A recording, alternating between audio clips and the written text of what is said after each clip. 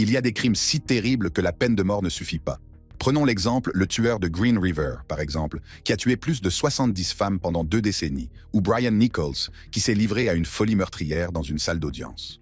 Pour ces criminels, le juge et le jury ont décidé qu'ils passeraient le reste de leur vie en prison, pour des peines que même 5 vies ne pourraient pas accomplir. Premièrement, Gary Ridgway.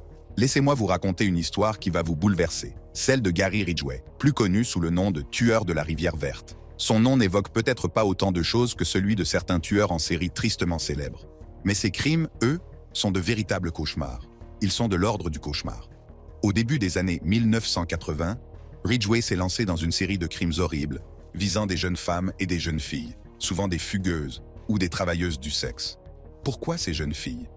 Parce qu'elles étaient vulnérables, faciles à approcher et qu'on ne les remarquait pas tout de suite. Ridgway roulait le long de la Pacific Highway South, attirant ses victimes avec une photo de son fils et se présentant comme un père attentionné pour gagner leur confiance. Une fois qu'il les tenait sous son emprise, il les étranglait, revisitant parfois leur tombe pour des actes nécrophiles. Oui, vous avez bien entendu, ce type n'était pas seulement un tueur, c'était un monstre dans tous les sens du terme. Pendant des années, les forces de l'ordre ont eu du mal à le coincer. Bien qu'il ait été suspecté dès 1982, Ridgway a réussi à rester sous le radar pendant près de 20 ans. Mais la technologie l'a rattrapé. L'analyse de l'ADN, qui n'en était qu'à ses débuts lorsque ses crimes ont commencé, a finalement permis de le relier à plusieurs victimes en 2001. La nouvelle a bouleversé la communauté et soulagé les détectives qui avaient travaillé sans relâche pour résoudre l'affaire. C'est là que ça devient intéressant. Ridgway a conclu un marché. Pour échapper à la peine de mort, il a accepté d'avouer tous les meurtres qu'il a commis dans le comté de King et d'aider à retrouver les restes de certaines de ses victimes. Il a admis avoir tué au moins 71 femmes, mais il n'a été inculpé que de 48 chefs d'accusation pour meurtre aggravé. Chaque chef d'accusation représente une vie qu'il a étouffée, laissant des familles brisées et des communautés hantées. Le procès a été triste. Les familles des victimes ont rempli la salle d'audience, leurs émotions allant du chagrin à la colère bouillonnante.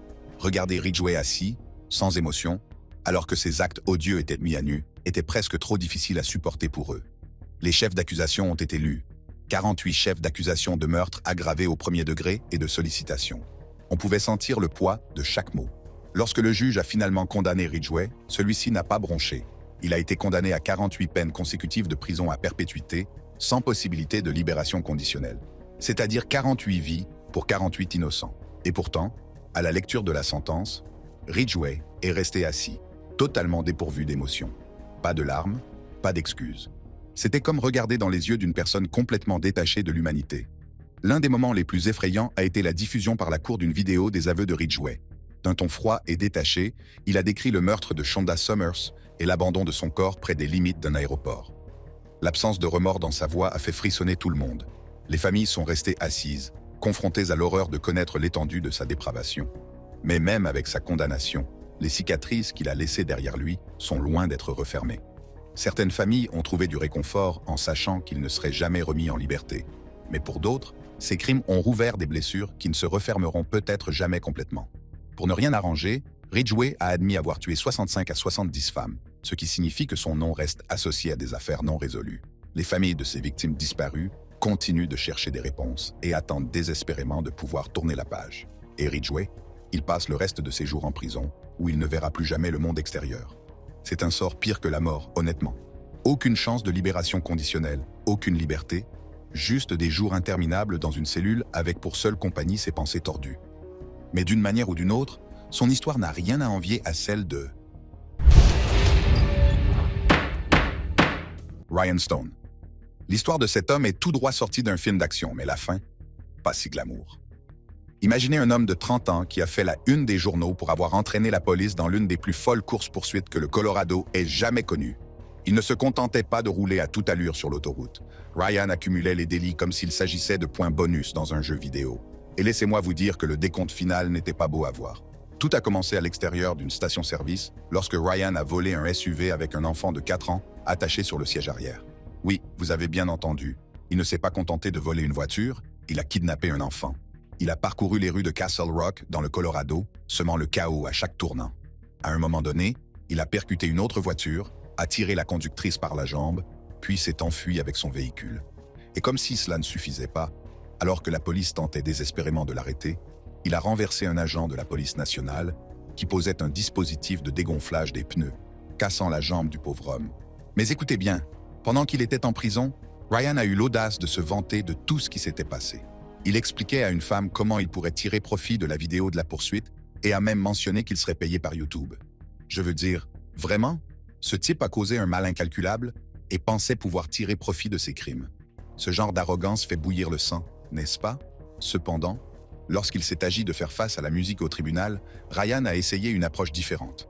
Soudain, le type qui se vantait en prison s'est mis à pleurer. Il se tenait là, les larmes aux yeux, accusant la drogue de tous les maux. Sa famille et lui ont affirmé qu'il luttait contre une dépendance à la méthamphétamine et qu'il se souvenait à peine de la course-poursuite. Il a supplié le juge de faire preuve de clémence, déclarant même « La salle d'audience a dû rouler des yeux car, honnêtement, comment répondre à cela ?»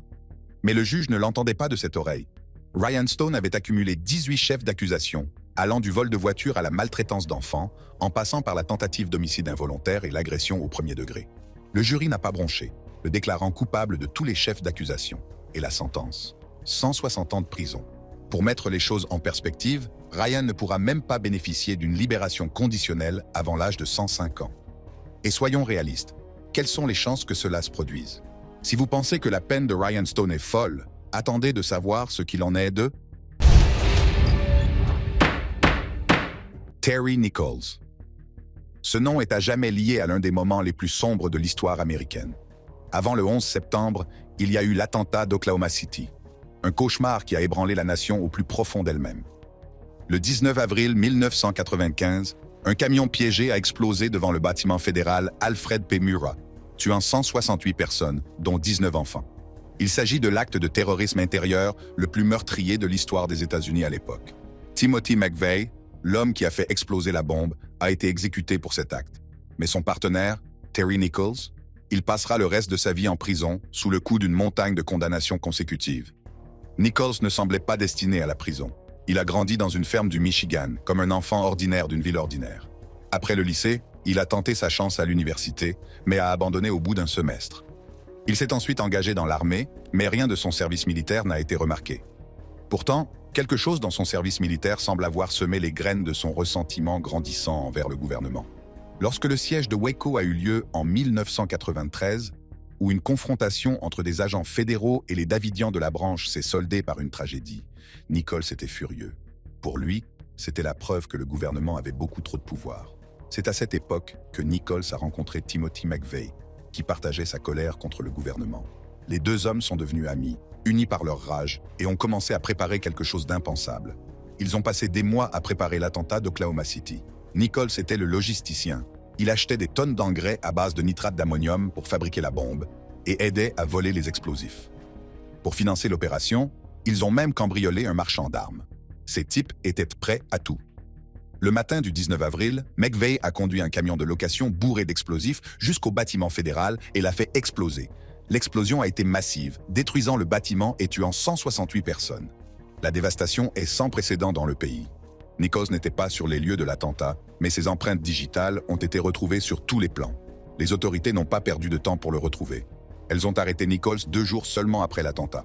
Au tribunal, les preuves contre lui étaient irréfutables. Reçu de matériel pour les bombes, récits de témoins et liens étroits avec McVeigh. Lors de son procès fédéral, il a été reconnu coupable de complot en vue d'utiliser une arme de destruction massive et d'homicide involontaire pour les agents fédéraux qui ont trouvé la mort. La sanction? La prison à vie sans possibilité de libération conditionnelle. Mais cela ne s'est pas arrêté là. L'État de l'Oklahoma ne le laissait pas non plus s'en tirer à si bon compte. Nichols devait répondre de 161 chefs d'accusation pour meurtre au premier degré, un pour chaque victime de l'attentat à la bombe, et d'autres chefs d'accusation. Toutefois, le jury n'ayant pu se mettre d'accord sur la peine de mort, Nichols a été condamné à 161 peines de prison à perpétuité consécutive. Laissez-vous convaincre, 161 condamnations à perpétuité. Ce type ne sortira jamais. Aujourd'hui, Nichols est enfermé à ADX Florence, la prison supermax du Colorado. Il est en cellule 23 heures par jour, livré à ses seules pensées. Passons maintenant à ce qui pourrait être le pire cas dans cette vidéo. Jeffrey Dahmer. Bon, alors attachez vos ceintures parce que je vais vous raconter l'une des histoires les plus terribles que j'ai jamais entendues. Vous avez probablement entendu le nom de Jeffrey Dahmer, n'est-ce pas? Si ce n'est pas le cas, préparez-vous. Ce type est l'un des tueurs en série les plus célèbres de l'histoire, et son histoire est tout droit sortie d'un cauchemar. Jeffrey Dahmer est né en 1960 à Milwaukee, dans le Wisconsin. Dès le début, sa vie familiale est un véritable chaos. Ses parents, Lionel et Joyce, se disputaient sans cesse et leur relation était plutôt toxique. Honnêtement, on peut imaginer à quel point il a dû être difficile pour Jeffrey de grandir dans cet environnement. Mais il y a pire. Enfant, Dahmer a développé une étrange obsession pour les animaux morts. Il allait littéralement dans les bois pour ramasser des os et disséquer des animaux morts sur la route. Et cette étrange fascination pour la mort, oui, ce n'était que le début. À la fin de son adolescence, Dahmer devient plus sombre. En 1978, il a pris sa première victime, Stephen Hicks, qui n'était qu'un autostoppeur. Dahmer l'a attiré dans la maison de sa grand-mère en lui disant qu'il lui donnerait un endroit où rester. Au lieu de cela, il l'a drogué, étranglé, puis a découpé son corps en morceaux. Ce n'était que le début d'une série de crimes qui allait coûter la vie à 17 personnes. Ce qui est fou, c'est que Dahmer ne s'est pas contenté de tuer des gens. Il a fait des choses très bizarres avec leur corps. Après avoir tué ses victimes, il les démembrait et conservait même certaines parties, les préservant dans l'acide ou les mettant dans son réfrigérateur comme une sorte de collection de trophées tordus. Et comme si cela ne suffisait pas, il mangeait même des parties de ses victimes. Oui, vous avez bien entendu. Il avait cette compulsion maladive de les manger, presque comme s'il essayait de les garder avec lui pour toujours. La routine de Dahmer était à peu près la même à chaque fois. Il trouvait quelqu'un, généralement un jeune homme, lui promettait de l'argent ou une séance photo, puis le droguait. Une fois qu'ils étaient dans les vapes, il faisait ce qu'il voulait. Le plus fou, les gens autour de lui ne se doutaient même pas de ce qui se passait. Il vivait dans un appartement et, bien que les voisins se soient pleins d'odeurs et de bruits bizarres provenant de l'appartement, Dahmer a réussi à passer inaperçu pendant des années. Puis, en 1991, l'une de ses victimes, un certain Tracy Edwards, a réussi à s'échapper. Il a couru tout droit vers les flics, et Dieu merci, car c'est à ce moment-là que tout s'est effondré. Lorsque la police a inspecté l'appartement de Dahmer, elle a découvert la scène la plus horrible que l'on puisse imaginer. Des têtes coupées, des parties de corps et des photos de ses victimes. On se serait cru dans un film d'horreur. Mais c'était bien réel. Dahmer est arrêté et avoue tout. Il a été inculpé de plusieurs chefs d'accusation pour meurtre au premier degré, et le procès a été un véritable cirque médiatique. Tout le monde était rivé à son poste de télévision, horrifié par ce qu'il apprenait. Mais honnêtement, ce qui m'a vraiment frappé, c'est lorsque la sœur d'Errol, Lindsay, a fait sa déclaration de victime. La douleur et la rage qui se dégageaient de sa voix m'ont fait froid dans le dos. On pouvait ressentir chaque mot. Bien que son équipe de défense ait tenté d'affirmer qu'il était fou, Dahmer a été déclaré légalement sain d'esprit. En 1992, il a été condamné à 15 peines de prison à vie. Cela signifie qu'il passera le reste de sa vie derrière les barreaux, sans jamais revoir le monde extérieur. Mais voilà, pendant son incarcération, Dahmer a vécu quelque chose d'inattendu. Il a commencé à s'intéresser à la religion et est devenu chrétien. Certains pensaient qu'il essayait sincèrement de se racheter, tandis que d'autres pensaient que c'était juste un moyen d'obtenir de la sympathie ou un meilleur traitement en prison. Quoi qu'il en soit, Dahmer a continué à lire des textes religieux et à dire à quel point il était désolé pour ce qu'il avait fait. Mais il a beau s'excuser, le mal est fait. Malheureusement pour Dahmer, la vie en prison n'a pas été paisible. En 1994, il a été attaqué et battu à mort par un autre détenu. Honnêtement, je ne sais pas ce que j'en pense. D'un côté, il est difficile d'éprouver de la sympathie pour un homme qui a fait des choses aussi horribles. D'autre part, ce n'est qu'un nouveau chapitre tragique d'une histoire qui aurait pu être arrêtée plus tôt si les gens avaient simplement prêté attention. Voilà l'histoire de Jeffrey Dahmer. Il est insensé que quelqu'un puisse s'engager aussi loin dans une voie aussi sombre. La douleur qu'il a causée ne disparaîtra jamais, et les souvenirs de ses victimes nous rappellent que les pires monstres sont parfois ceux qui vivent parmi nous. Enfin, l'histoire de Brian Nichols. Il s'agit d'une de ces histoires tellement extravagantes qu'on a l'impression qu'elles ne peuvent pas être vraies. Mais croyez-moi, elles sont vraies à 100%. Ce type a été jugé pour viol en 2005, n'est-ce pas? Il est dans cette salle d'audience à Atlanta et tout se passe comme prévu jusqu'à ce que, boum, il craque. C'était censé être un procès comme les autres, mais Nichols a complètement inversé le scénario.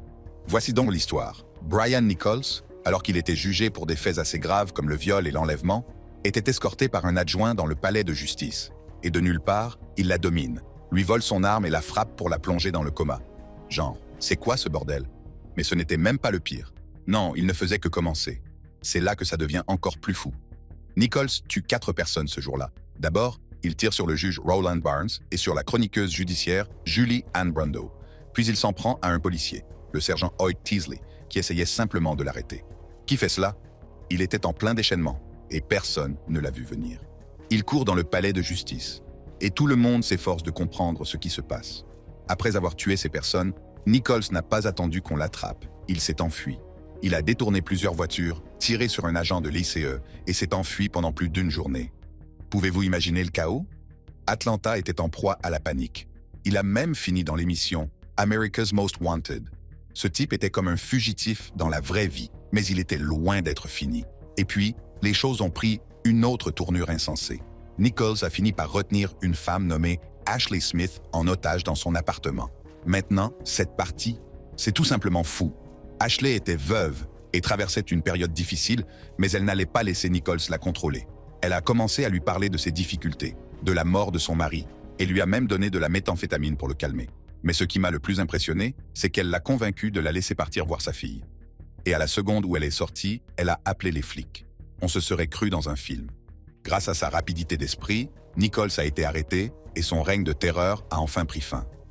Tout le procès? Oh là là, c'était intense. Il a fini par coûter plus de 3 millions de dollars, ce qui est fou. Nichols a été inculpé de 54 chefs d'accusation. Meurtre, enlèvement, vol à main armée, et j'en passe.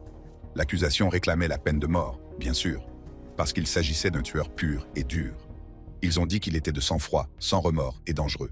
Il n'aurait pas pu avoir plus raison. Mais la défense? Ils ont essayé de le dépeindre comme une victime de son passé. Ils ont dit qu'il avait eu une enfance difficile, qu'il avait été victime d'abus et de brimades, et que c'est ce qui l'avait fait craquer. Mais honnêtement, aucune mauvaise éducation ne peut justifier ce qu'il a fait. Ce jour-là, ce type était un monstre, et personne n'a cru à son excuse. Le jury n'a pas voulu en entendre parler. Il l'a déclaré coupable de tous les chefs d'accusation. En novembre 2008, Brian Nichols a été condamné à plusieurs peines de prison à perpétuité, sans possibilité de libération conditionnelle. Bien que le jury n'ait pas pu se mettre d'accord sur la peine de mort, c'est pourquoi il ne l'a pas obtenue, cette peine était de toute façon une condamnation à mort. Il va pourrir en prison pour le reste de sa vie. Et croyez-moi, c'est bien pire que tout ce qui aurait pu lui arriver. Le juge James Bodyford, qui l'a condamné, a prononcé une phrase qui a fait mouche. Il a dit « Si je pouvais vous donner plus, je le ferais ». Il savait que ce type ne reverrait jamais le monde extérieur, et honnêtement, c'était la meilleure peine qu'il pouvait obtenir. Car après tout ce qu'il a fait, Brian Nichols ne méritait rien de moins. Le plus fou, c'est que personne ne s'attendait à ce que cet homme déraille comme il l'a fait. Il avait l'air d'être un type bien avant. Il avait un emploi stable, vivait dans un quartier chic et allait même à l'église. Mais à un moment donné, quelque chose s'est brisé et nous ne saurons jamais vraiment pourquoi. Le fait est que, quel que soit son passé, il n'y a aucun moyen d'excuser ce qu'il a fait. Il a pris des vies innocentes et en a brisé tant d'autres. Alors oui, Brian Nichols est enfermé à vie maintenant. Il ne connaîtra plus jamais la liberté. Et d'une certaine manière, c'est probablement la pire peine qu'il pouvait recevoir. Elle nous rappelle que parfois, une vie derrière les barreaux peut être bien pire que la mort. Car tant qu'il respire encore, il est coincé dans une cage. Et c'est sa punition éternelle. Merci de nous avoir rejoints aujourd'hui. Consultez nos autres vidéos pour découvrir d'autres contenus passionnants.